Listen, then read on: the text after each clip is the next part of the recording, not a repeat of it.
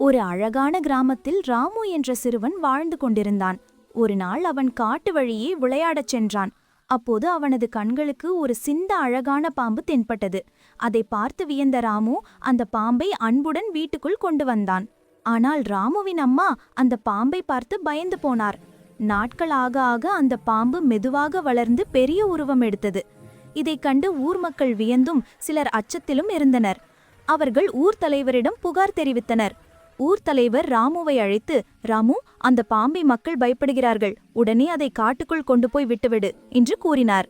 ராமு மனம் கனத்தபடு பாம்பை காட்டுக்குள் அழைத்து சென்றான். அங்கே நின்று, நீ எனக்கு தோழனாக இருந்தாய், ஆனால் மக்கள் உன்னை பார்த்து அஞ்சுகிறார்கள், அதனால்தான் நான் உன்னை இங்கே விட்டு செல்கிறேன், என்னை மன்னித்துவிடு என்று சொல்லி பாம்பை விடைபெற்றான். சில நாட்கள் கழித்து அந்த கிராமத்தில் பெரும் தீ விபத்து ஏற்பட்டது.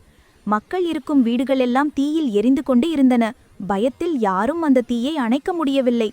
அந்த நேரத்தில் காட்டிலிருந்து அந்த பெரிய பாம்பு பாய்ந்து வந்து தன் வாயால் தண்ணீர் பீச்ச அடித்து தீயை அணைத்தது. பாம்பின் தண்ணீர் பீச்சால் கிராமம் மீண்டும் உயிர் பெற்றது. இதைக் கண்டு மக்கள் அனைவரும் வியந்து அந்த பாம்பை தெய்வமாக வழிபடத் தொடங்கினர். அன்றிலிருந்து அந்த பாம்பு கிராமத்தின் காவல் தெய்வமாக ஆனது.